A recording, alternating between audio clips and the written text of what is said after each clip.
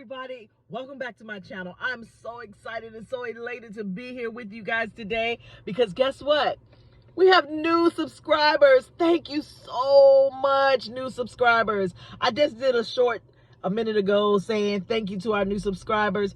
I appreciate you. I'm so excited. I can't wait to start doing these shorts. But listen, I couldn't do a short because I had to tell you guys all about this.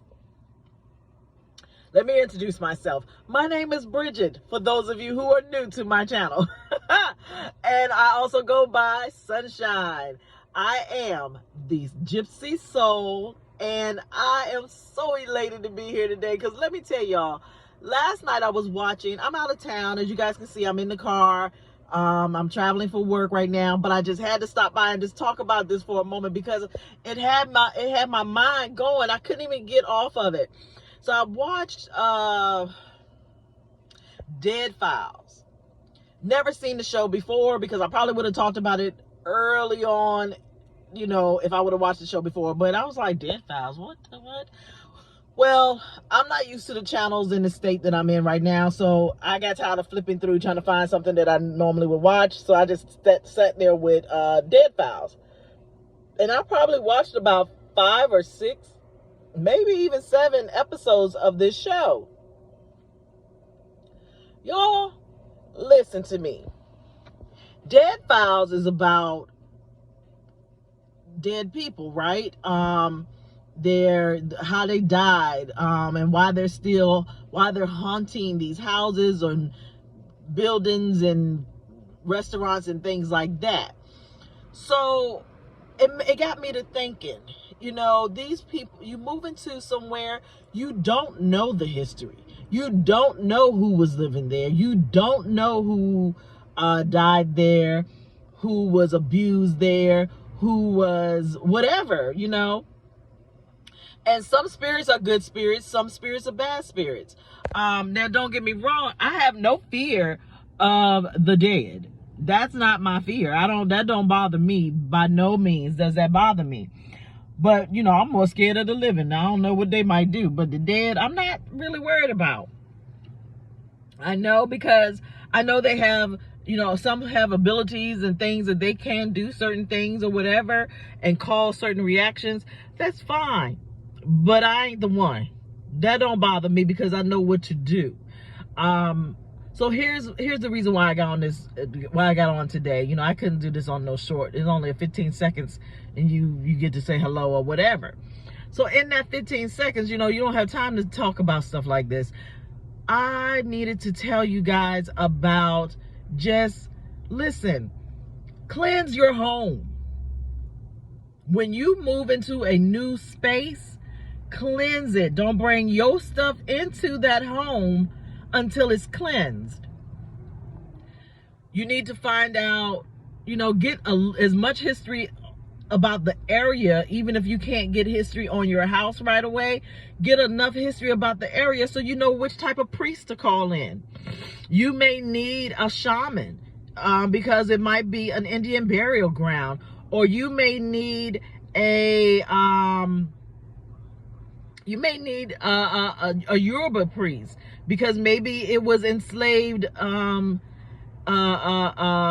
might have been slaves on that ground, or a regular priest, a Catholic priest, for whatever reason. So you get as much information about the area history as you can so that you have a priest walk through and pray over your home and cleanse that home. Now, if you want to do it yourself, it's easy to do. If you are strong enough to handle it, then it's easy to do.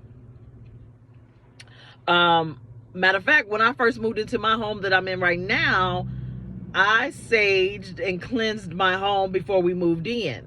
And then once I got everything in there, you know, I started, you know, if you look back, you'll see I only had one chair at one point. And, you know, I didn't have a lot of furniture. I didn't have a lot of things. If you go back and look at my old videos. But now, you know, I have a house full of furniture and things that, you know, I have to move out. But when I move into my next home, I'm going to cleanse it. I'm going to find out what the area, who what type of people lived in that area back in the day when this house was built. And then I'm going to get the appropriate priest or priestess to come in and take care of my home and help me cleanse my home, because I know how to do it on my own, but I want that double cleanse, because the next home I move into, I'm actually going to be buying. So I need to make sure that it is a complete cleanse from the ground to the roof, you know, all the way around, inside and out. You take that sage, you take your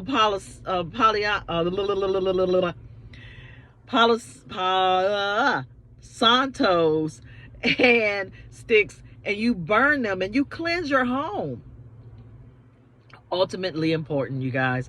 So important to pray and bring in the newness of this home and the universe and what you believe and what you feel into this home. If you believe in voodoo and you believe in hoodoo, or you are a Yoruba, you practice Yoruba or whatever, you want your strength, your power, your guidance, and how you do things, you want that to be there, not what was there in the past.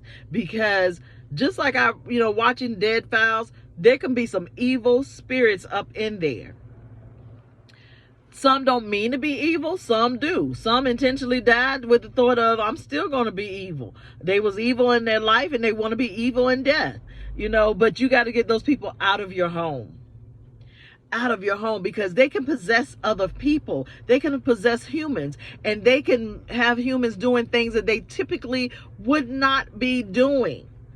We have to think about these things, and we have to consider what we need to do and how can we help them move on, because they need to move on. And before you move in, if you sage and cleanse, you don't have to worry about that. We're going to move them on anyways. Saging and cleansing and chanting and praying and just moving through, just getting life, giving that home a new life.